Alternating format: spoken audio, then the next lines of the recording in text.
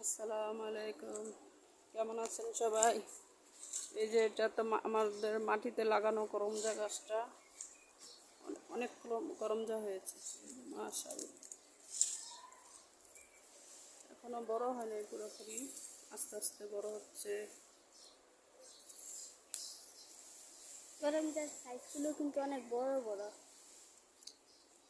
করমজা গাছ থেকে পড়ে পেকে তারপরে চারা উঠেছে কয়েকটা।